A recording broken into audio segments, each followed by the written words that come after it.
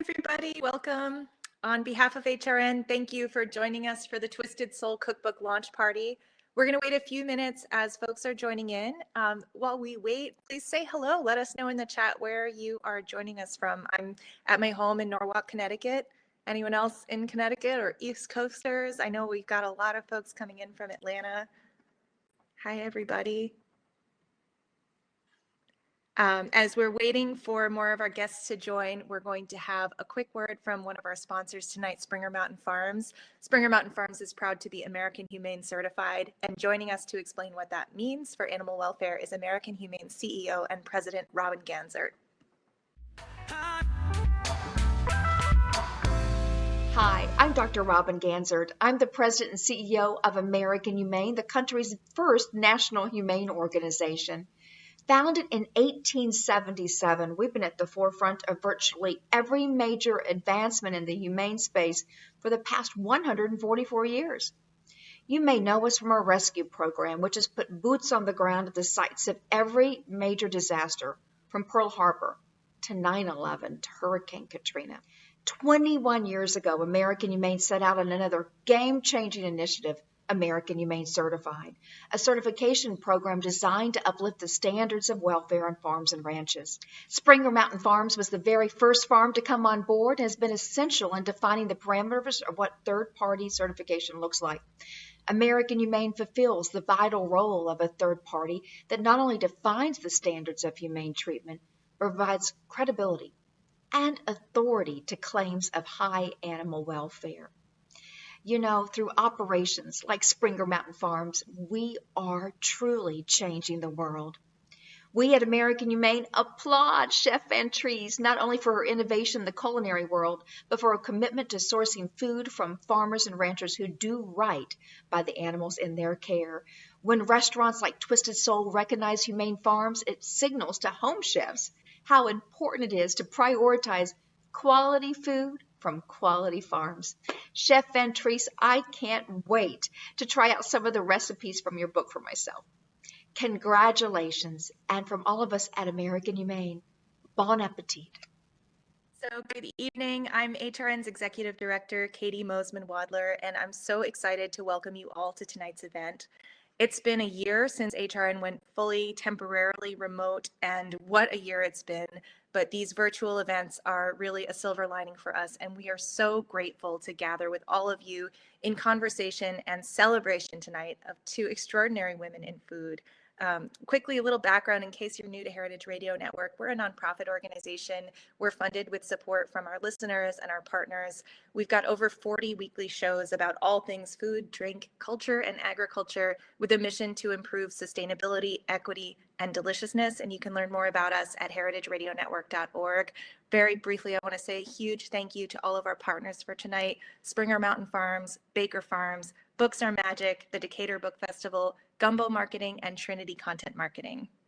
I'm really excited to introduce our Women of the Hour. Tonight's host is Dana Cowin. She's the former longtime editor-in-chief of Food and Wine magazine, host of the wonderful podcast about women in food on HRN, Speaking Broadly. I believe we're going to drop the link in the chat so you can check out the show. And of course, we're all here celebrating launch day of beloved chef Deborah VanTrece's The Twisted Soul Cookbook. Dana and Chef Deb, welcome.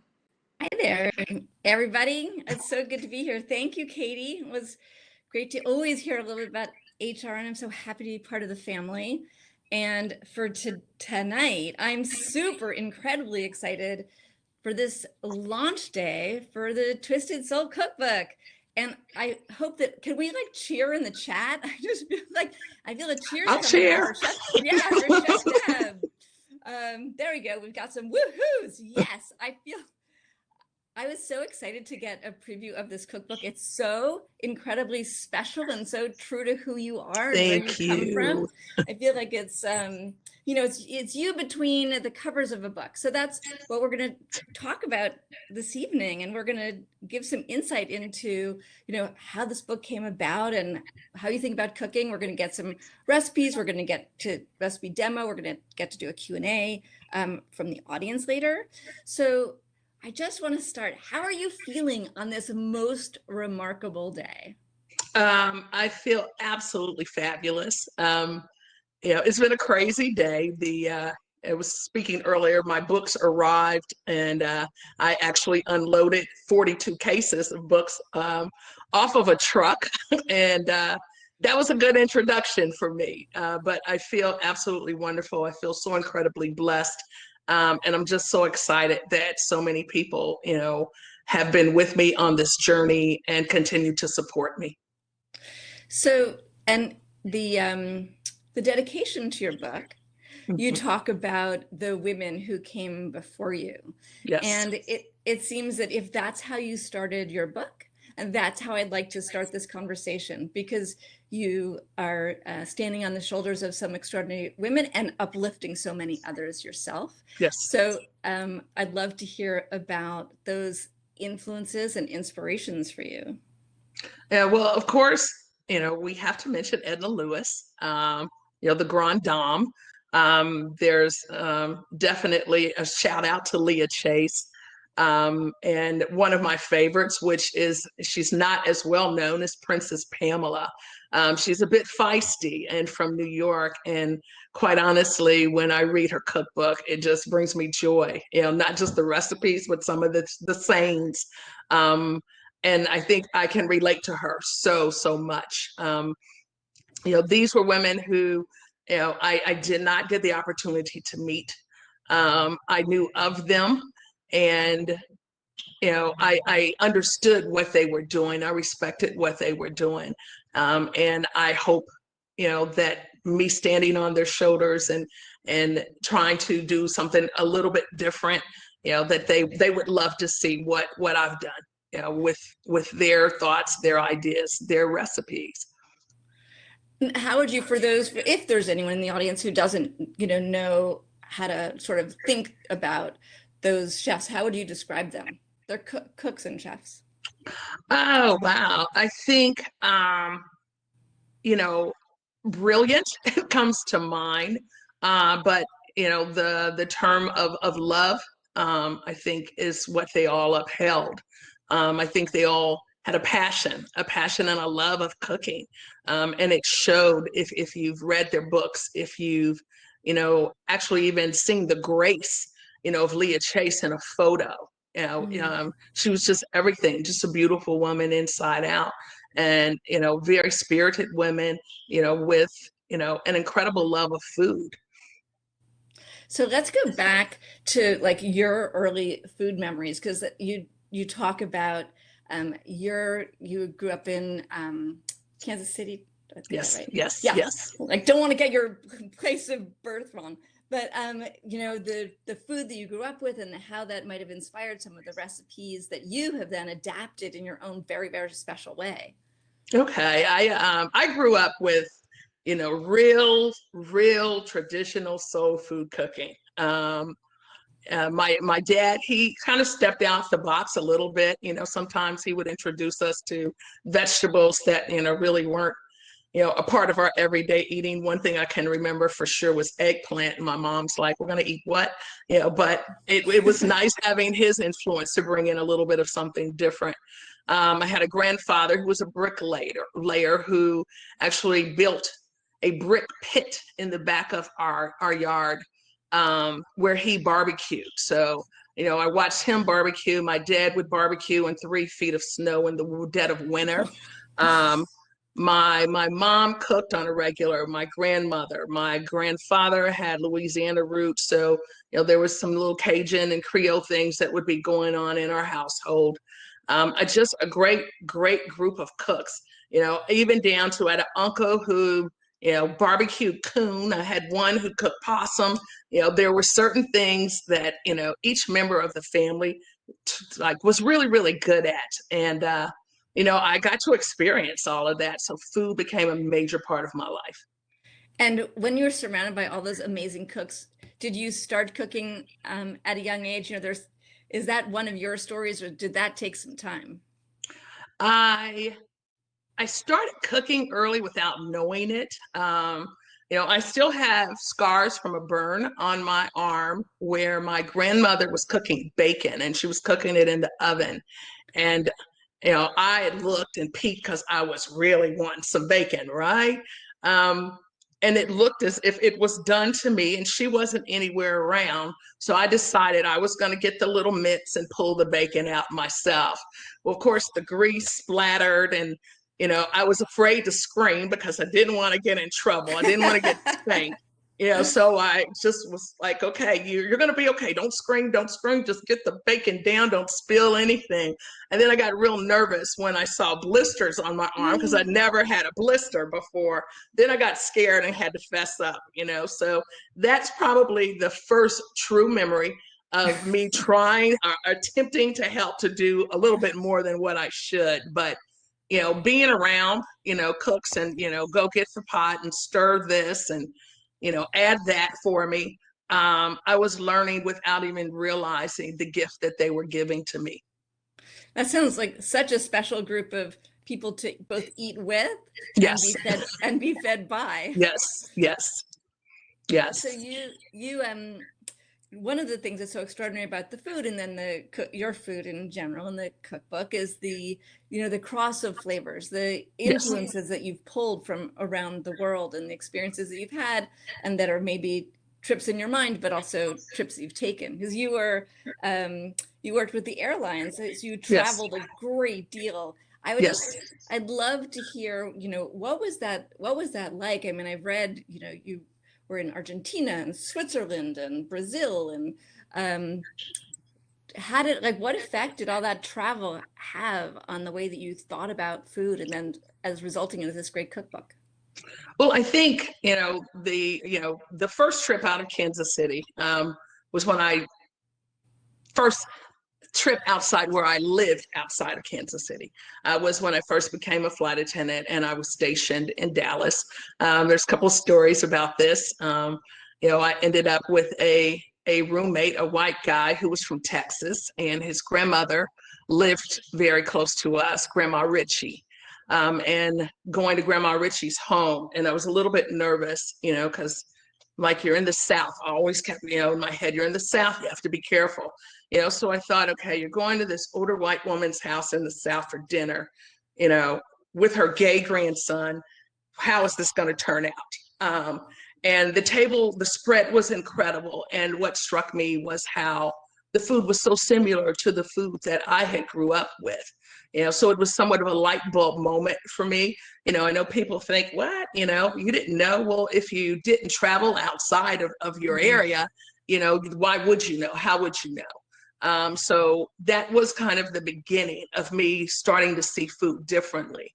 And then as I started flying and going outside of the country and actually living in other countries, and being immersed into the food cultures of those countries, studying them, going into the markets and understanding the relationship of comfort food all over the world, the relationship of different ingredients all over the world, realizing that some of the food that I'd grown up with, it had such a negative connotation given to it, and not understanding why, because it was great food to me.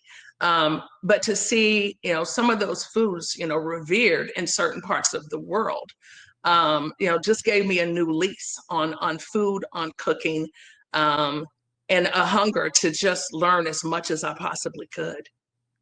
So I love, there's a couple of examples in your book of some of those foods that were sort of demeaned and in the US as soul food or dismissed, and then you go to France, let's say, and all of a sudden it has a different name and a different sort of feeling, adaptation by people who revere it. Do you want to just tell a little bit about that and then relate them to the book if there is a connection there? Well, one of the big ones was for me chitlins. I will tell people that all day long. Chitlins was the one that did it. And then to go to France and find that there's a sausage, that is very common and very well looked upon, that was made out of chitlins. Where this was, kind of considered in the US like the bottom of the barrel. in France, that's not what it was. So that was one of the huge ones, and then I saw chitlins in markets in Spain. Of course, I've seen chitlins in markets in China. They're all over the place. So this item, this ingredient that had been given such a bad rap is all over the place. Hoghead cheese, that's another one. It's like, you go to Germany and it's, hoghead cheese is everywhere. It may have a different name, but it was everywhere. And, the people preparing it were very proud, people. And, it's common and a bit of a delicacy, who can do it the best.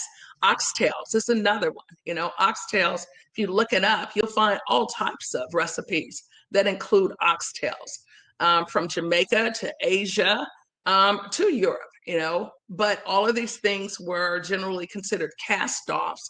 And, a lot of Americans here would not, even think about having those things on their table. Although I know in the book you mentioned, because you were a student of Charlie Trotter, at least in book form. Yes. And I think you came across oxtails there, and you're like, wait a minute. Yes. Yes. It's, early on when I was in culinary school, some years ago, we won't say how many those were. But when I was in culinary school, Charlie Trotter had become, pretty big. He was huge then. And I love collecting his books. They were, to this day, they are absolutely some of the most beautifully constructed, foods that I've ever had laid eyes on.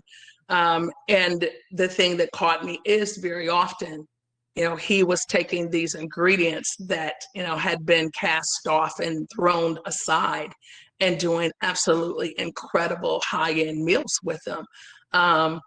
So I treasured his books, actually while he was alive. He is one that I did get to meet. I, took a trip just to Chicago so I could dine in his restaurant.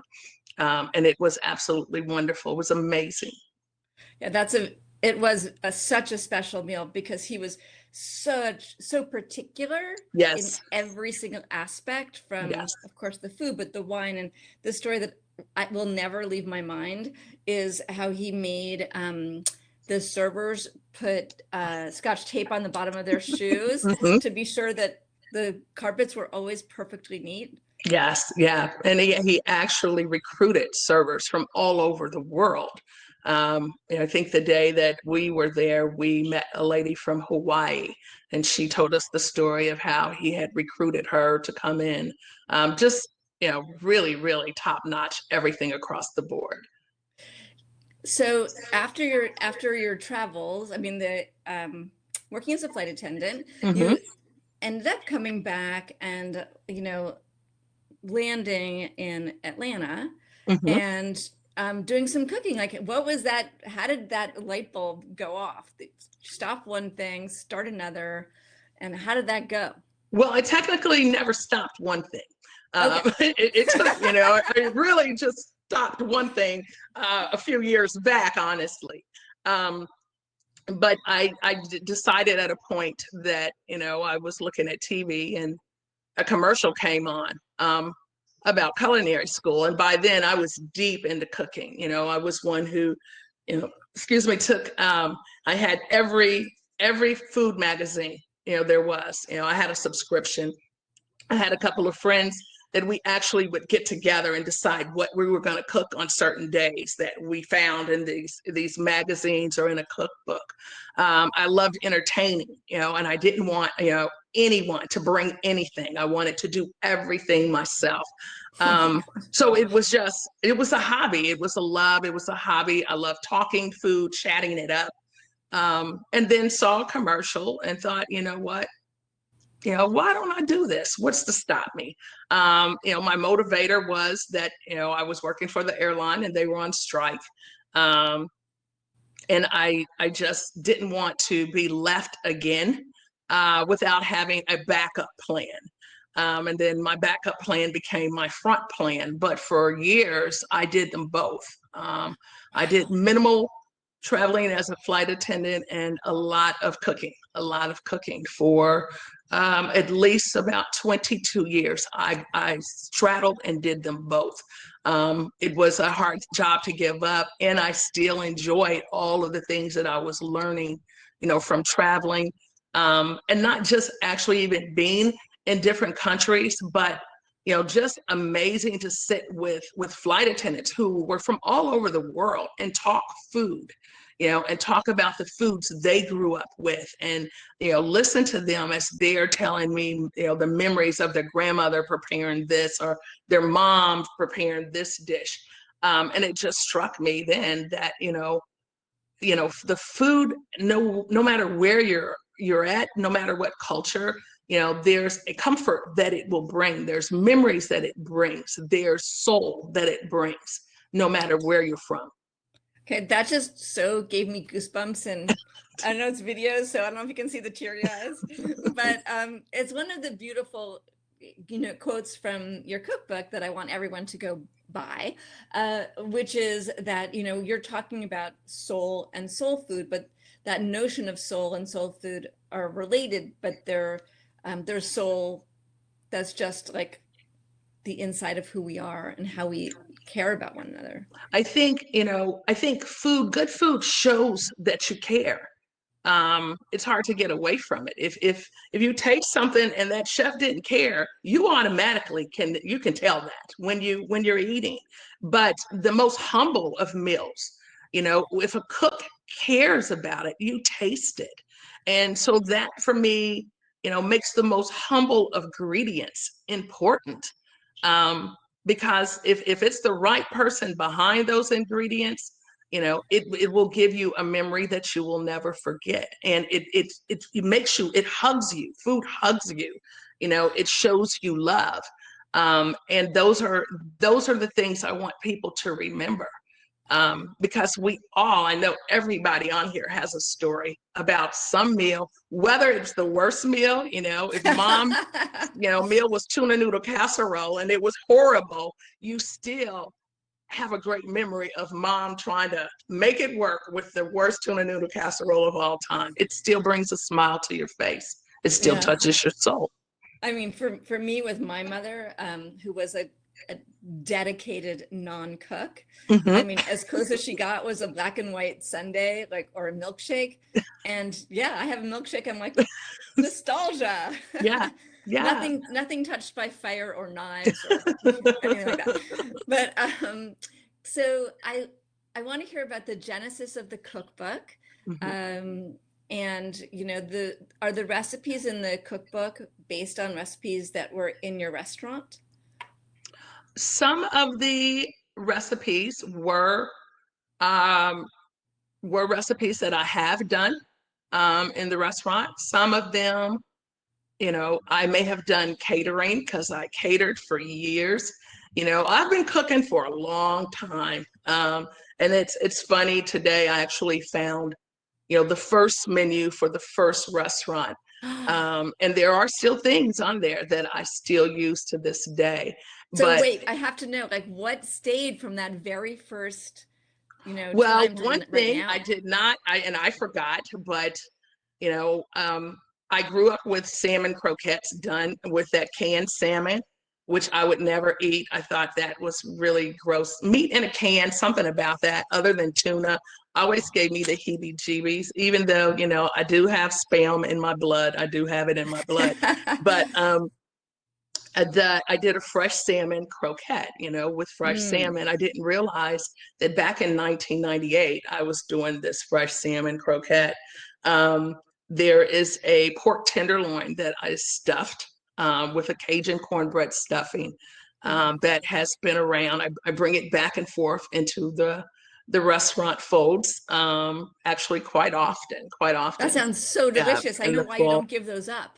Yeah. And then the collard green roll is probably the one mainstay that you'll see a picture of it in the cookbook, but it's my baby, and it's a signature dish that came about, because I was about to open my first restaurant. I got a gig to do a catered event for 800 people. And I wanted to do something that would blow their socks off, because for me, it was my introduction, to Atlanta. So I need to blow their socks off.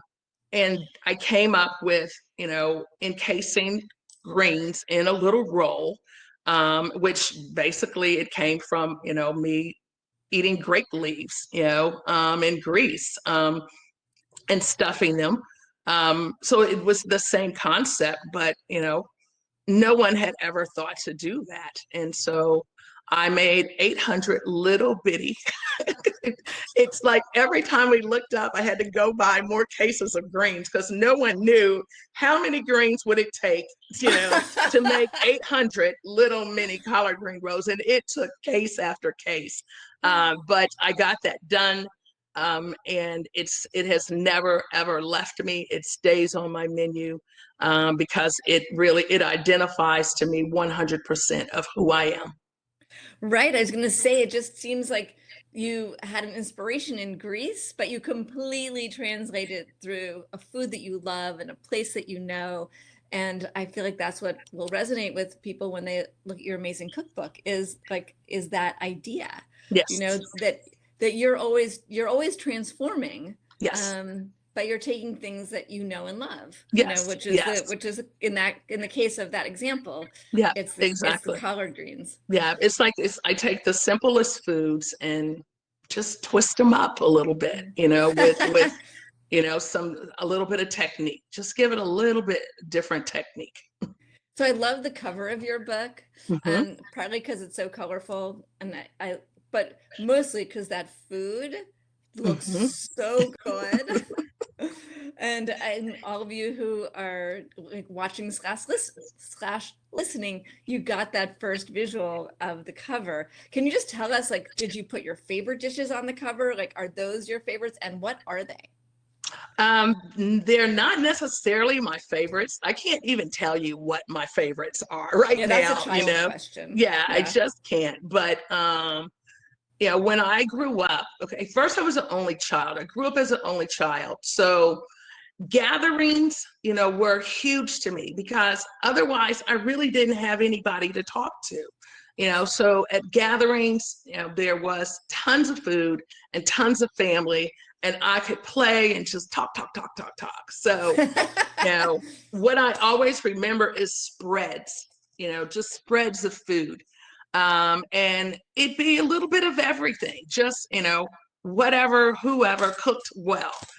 So, fish, which is a funny thing also, because there's this big argument in the traditional soul food world about how you eat fish. So there is a fish on there that's blue cornmeal crusted. So that's a little bit of a twist on the fish. But there's also a spaghetti. Because where I come from in the Midwest, we eat fish with spaghetti. You don't eat fries. No. That's not a thing. It is fish and spaghetti. So, we had fish and spaghetti. I put some, there's shrimp. I think the barbecued shrimp, a New Orleans style shrimp is on there. We have cabbage and kale slaw. There's always been people in my family that, really did not eat so much meat. So there's some vegetable dishes there. And then definitely there's the sweet tea baby back ribs, because pork ribs define the Kansas City food scene. I don't care what anybody says. It defines us there. I love in the book, there's actually, I can't remember the exact title now, but it's the fish bones, like the fried fish bones. Yes. What is that So called? the fried fish bones, there's actually a restaurant in Kansas City, Kansas, that we would frequent. It's been there for some years, and they would clean their own fish. It's a fish market. You go in and you pick out your fish, and then you have them fry it. And then the bones, because there's always still meat on the bones, you can just buy fish bones, instead of throwing them away. So if you fry them up really, really, really hard and crispy, they're like chips, and you have a little bit of meat and you season them well, and roll them in the cornmeal and then just put a really, really hard fry on them. And they're just fun to sit and crunch. They just crunch, crunch, crunch, just like a potato chip. And then ironically, one day I'm playing on the computer and doing some research, and I find something extremely similar in the Asian culture, and find out that they actually do the same thing. So there again, it's that, that similarity, those cultures crossing, and that it was a surprise that, okay, someone else actually eats fried fish bones. Yeah. It's such a great snack. When Dan Barber, who's a chef in New York, who has a restaurant, Blue Hill Stone Barns, and also Blue Hill in Manhattan, did a series of dinners called Wasted, and he took fish bones, fried them, and it just reminds me also of the connection that you make in your book and in your cooking between sustainability, no waste, and things that are completely delicious. Yes. So Yes. I want to talk about that a little. Yeah. Well, I think, the soul food, traditional soul food, it comes from slavery. It was, what slaves basically were preparing, to nourish themselves, and they were, using their techniques, their spices to, to bring life to things that were being thrown out. It was that the best things were saved for the master. And so, they figured out how to make these things that would be thrown away into something, that was delicious to give to their family, so their families could be fed and have some enjoyment. So the idea of sustainability, is something that historically African American people, that's what we knew. My mom could, make a major meal out of $2. I've seen her do it. And it was with things, castaways, turkey necks, neck bones, meat that was absolutely delicious, but that you would, never find on the majority of Americans' tables. So, now it is becoming a trend to, understand that you can eat, pretty much everything and an animal, and not be so wasteful, not be so quick to just toss it out and only decide these are the best parts that deserve my attention. All of it deserves your attention, and we should do our best to make use of all of it, so that those that come after us, there's still something left from them.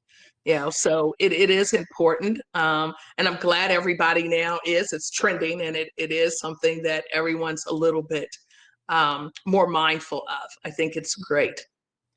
In your in the cookbook, there are some great neck bone recipes, which again I thought was fantastic, because it's something that you don't see in every cookbook. It's just it's not something that's necessarily you can have it in a restaurant, like the fancy restaurants do it, some home cooks do it, but it's not something that I've seen in so many cookbooks. So I was so delighted to see it there as something that, now I have a guide to this, because otherwise neck bones, I'm going to leave that to a cook in a professional kitchen. Well, a lot of times you see these things, at your grocery store, you walk right past them and overlook them. You don't know what it is, so you go right over to chicken breast, because you know what that is. You know how to prepare that. So, I thought, why not, talk about those things? Why not? Most people don't, and I thought this is a good time. This is a good time to showcase those dishes. I thought it was awesome. And another thing that you talk about is the notion of healthy and soul food, and how, often soul food is thought of as very heavy and not very healthy. And I think that's a misinterpretation or a skewed interpretation of what that food is. And it's certainly, there are recipes, and we're going to see one, because we're going to see a recipe demo in just moments. But I'd love to hear you talk about that notion of health, soul, and like where you fit into that. Well, I think, also if we go back to, the slaves, they were farming. Their food was fresh. So now what has happened is, at some point, what became absolutely, wonderful is if you could shop at, the bright light, wonderful grocery store. And, then other things, economic reasons. There's a lot of people who started buying, especially African Americans, or low income housing, low income households that started purchasing things based on size, not understanding the hormones that were put in it, because you have 4 mouths to feed and this chicken is bigger. So you think, okay, let's get this big chicken because I can cure that hunger, with less money if I buy this bigger product, not understanding all of the things that have gone into it. Our ancestors, they weren't eating all of that. They were eating things fresh off of a farm. The glossy grocery store was not a thing for them. And the majority of their diets were vegetable based.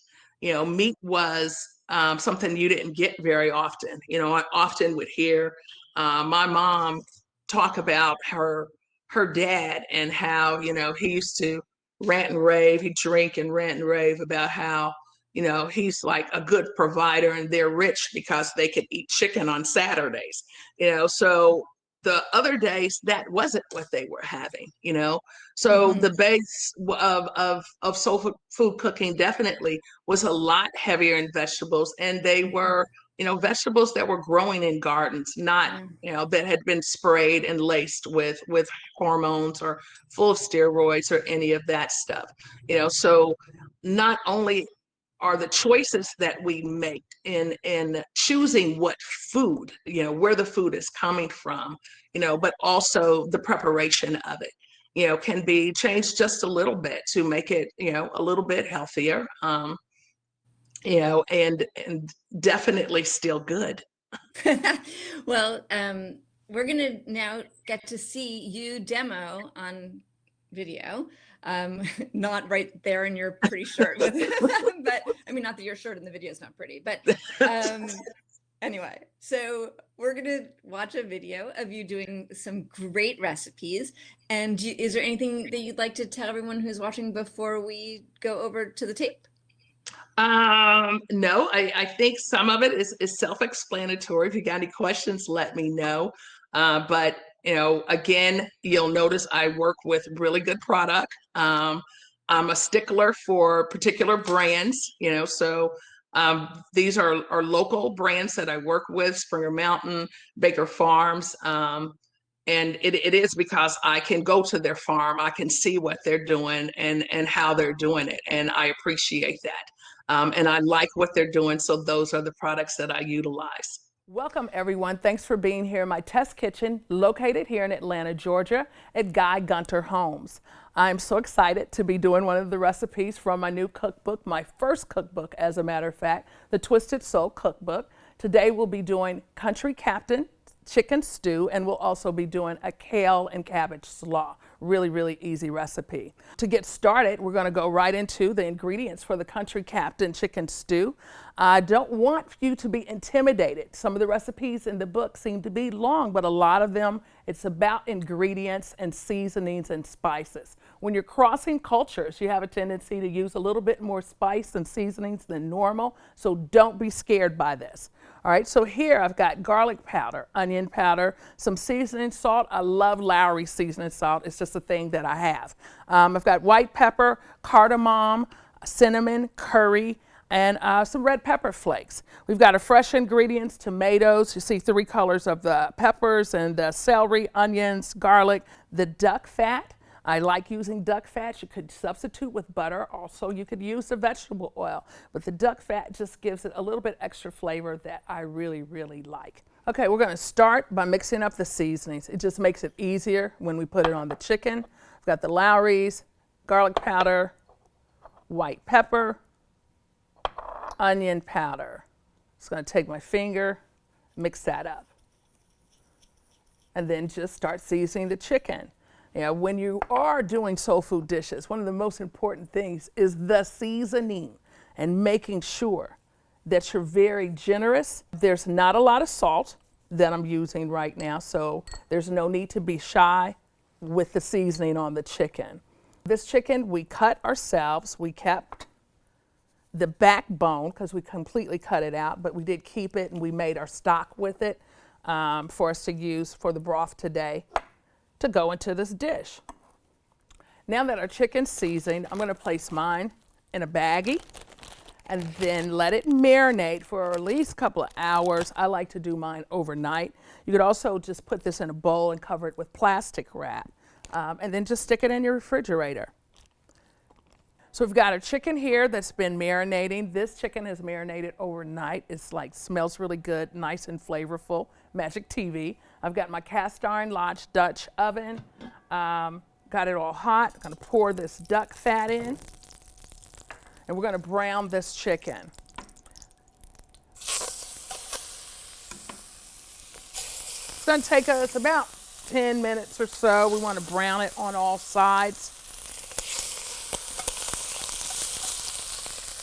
Make sure to use like some long tongs or a long fork. You don't want to burn yourself. The grease will splatter. But this process will help us seal in some of the flavor and get some color onto this chicken. So now our chicken's brown.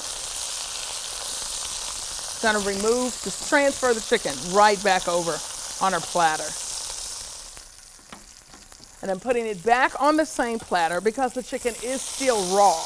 You know, we're going to cook this chicken all the way through, but right now the chicken's just browned on the outside, but completely raw in the middle. So once I've got the brown chicken out, I'm going to reserve the duck fat. We're getting ready to saute these vegetables and start adding the flavors, building on the flavor profile for this dish.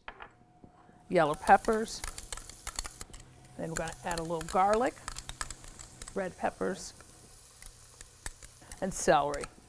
Onions going in. We want to make sure that the veggies don't burn. We just want the onions to get translucent and get the aromas going. All right, so I've got my curry, cinnamon, cardamom, red pepper flakes. Always know you can use extra red pepper flakes so you can control that heat. I've got salt, black pepper mixed up, and a little white pepper in there also. Let's go ahead and start putting our curry in. I like a lot of curry. Cinnamon, I'm just gonna put about a teaspoon or half a teaspoon of cinnamon. Cardamom, about a half teaspoon to a teaspoon. Then I've got fresh tomatoes. You can do canned diced tomatoes, as long as there's 2 cups. So we're gonna let that simmer just a little bit. So we've let the vegetables simmer. They smell amazing, they look amazing. Now we're going back to this chicken. So we're just gonna add our chicken to the Dutch oven. Just gonna kind of stir this all up together. We've got coconut milk, chicken broth that we made with the backbone. And I've got some fresh thyme. I'm gonna use like four sprigs or so. Maybe that's 6, I don't know. Just put some thyme in there. Just give this a quick stir.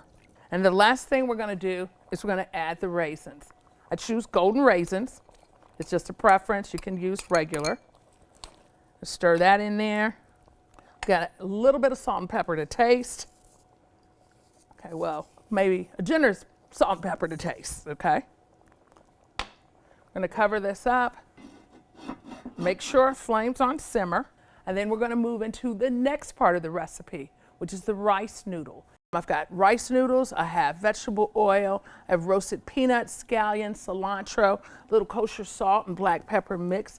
And basically we're gonna do a quick stir fry, flavor these noodles up just a little bit, and we're gonna be finished with this recipe. Okay, so we're gonna set our heat to like a medium high, a little bit on the high side because this is gonna go really, really quick stir fry. Do about a tablespoon of oil. We're gonna let the oil heat just a little bit. We've got the noodles. We've already cooked the noodles, so we want to, no matter what, be working with chilled noodles. It's gonna give us the best stir fry. All right, so I'm gonna place my noodles in.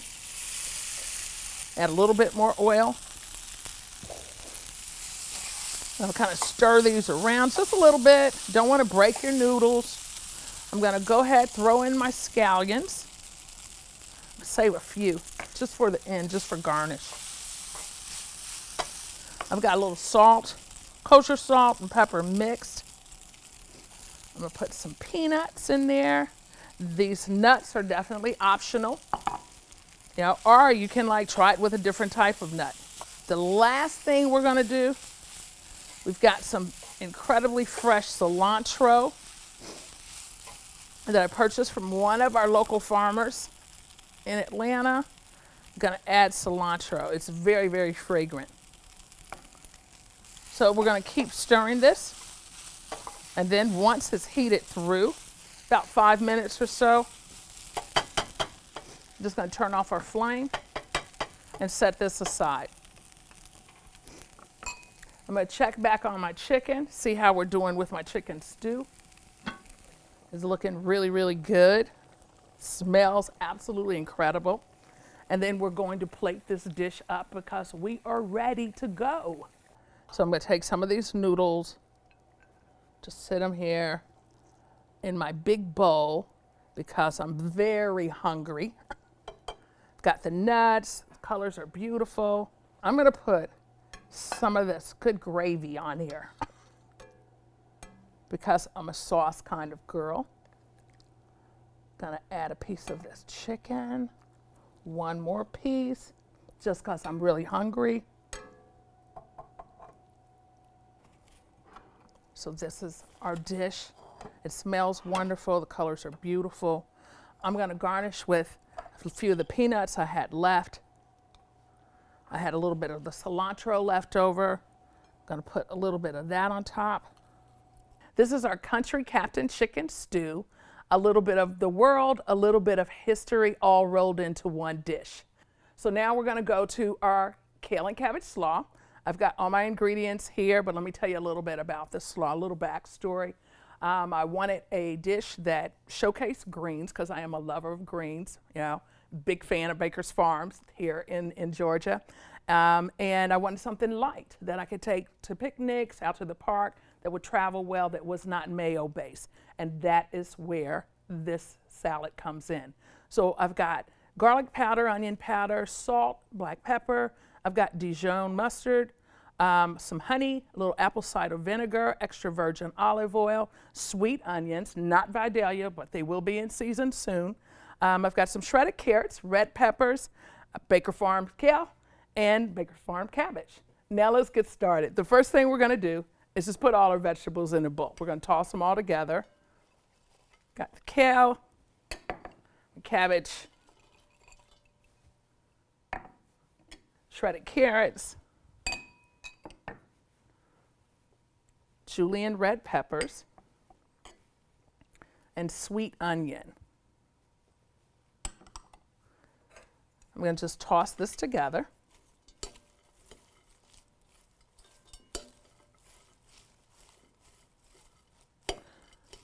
The colors look really, really nice together. Salad's tossed. I'm going to put that to the side, and then we're going to go ahead and make our dressing. We're going to start with the apple cider vinegar. Put a little mustard in. This is Dijon. Give it just a little extra. Stir it up just a little bit. Got honey. Gonna add just a little bit of the honey, not too much. I don't want it too sweet.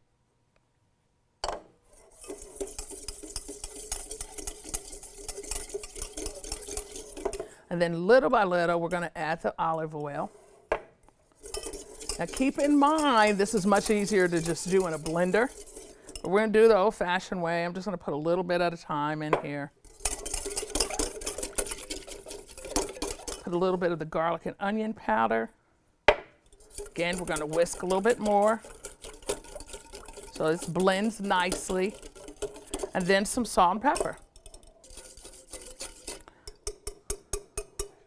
So we've got our dressing ready. We've got our veggies tossed.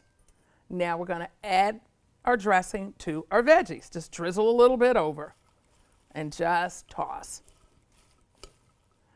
It's also really good, not just as a side salad, but topped on like pulled pork or sandwiches. It's divine.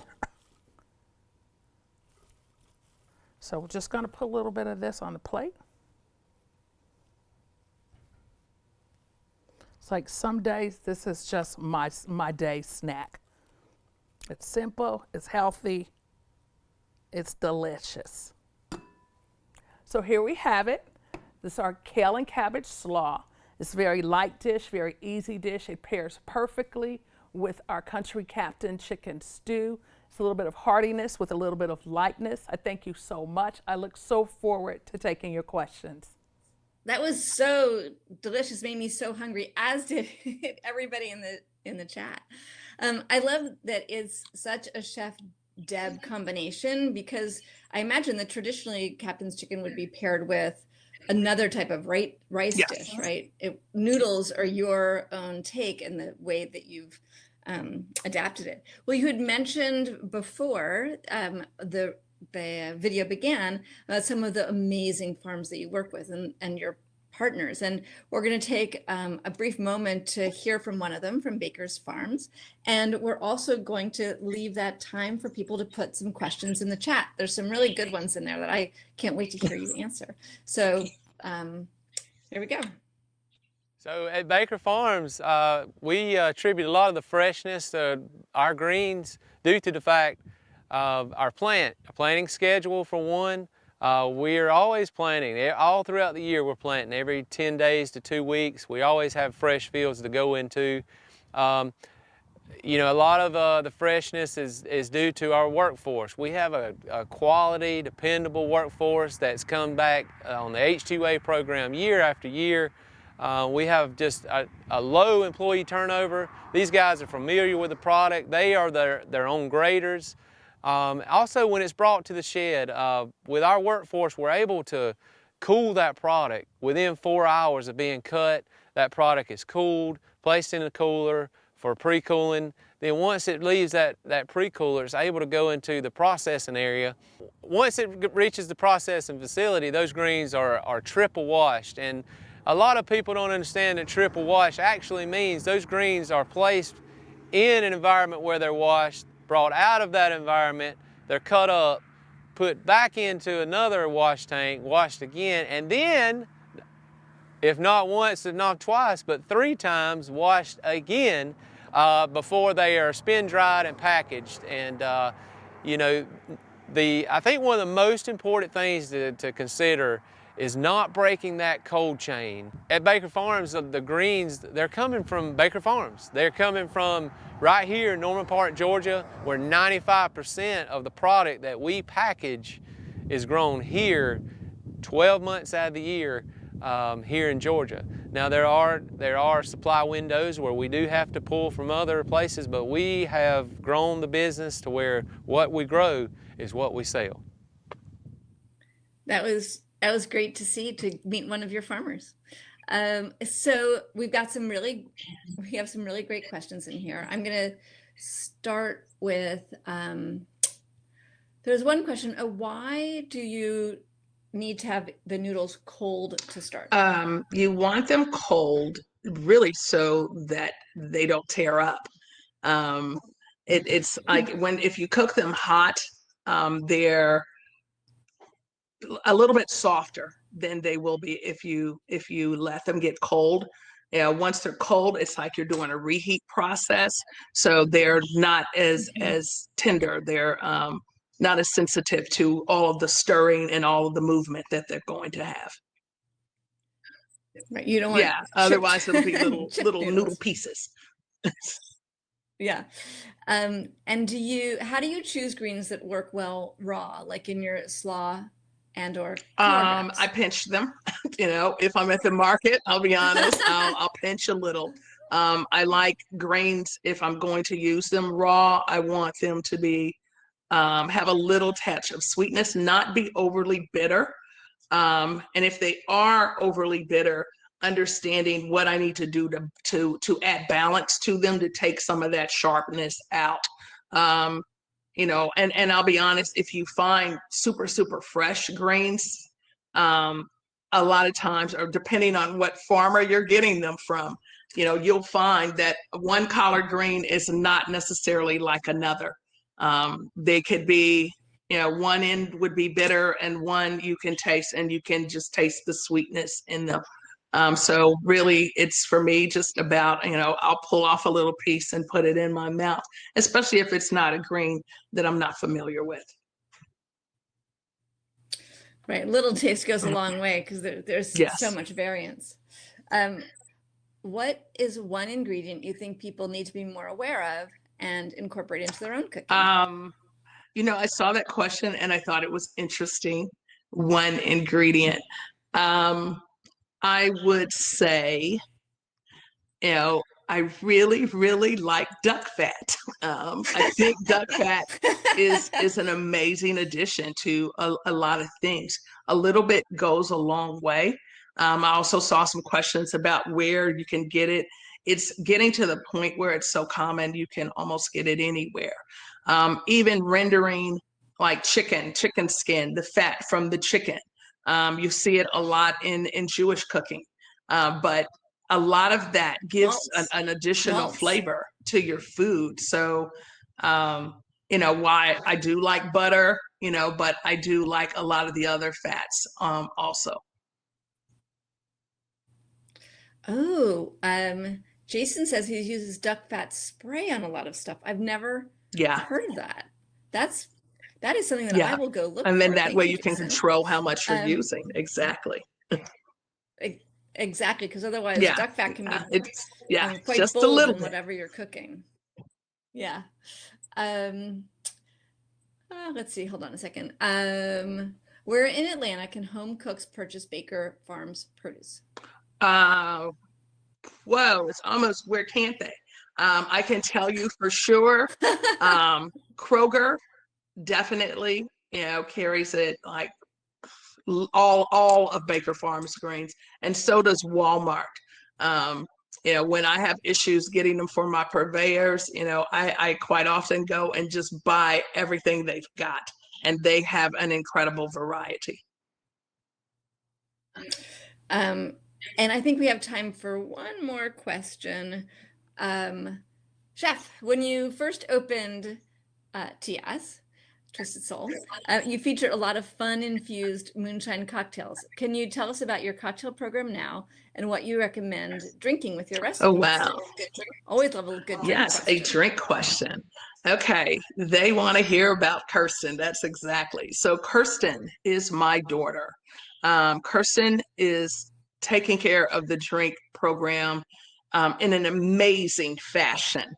And there's so many things. You know, people think I'm creative with food. You have to come in and try the cocktails. You know, there's, you know, her old fashioned is amazing, you know, with an ice cube that has saffron threads in it, and it has saffron bitters, just a little bit of a twist on that. She's got some amazing champagne cocktails, you know, incredible vodka cocktails. You know, she's done collard green martinis, and we still do have the moonshines. That was my wife's creation. She hasn't been creating them as much as she was in the past, but they are still some incredibly great infused moonshine cocktails as well. That sounds great. Well, I think you've given us so much to think about, so many amazing things to cook and now to drink. I hope that everyone who's listening will go not just check out the cookbook, but buy it and cook from it and create all that love that you know, Chef Deb has been talking about, which is at the heart of what she's doing. And I think what you want all those people who are going to cook from your cookbook to like experience the love you have and share it with their It's like, that's loved it, ones. definitely. And I also want everyone to understand that what I've done is, it's a guidebook.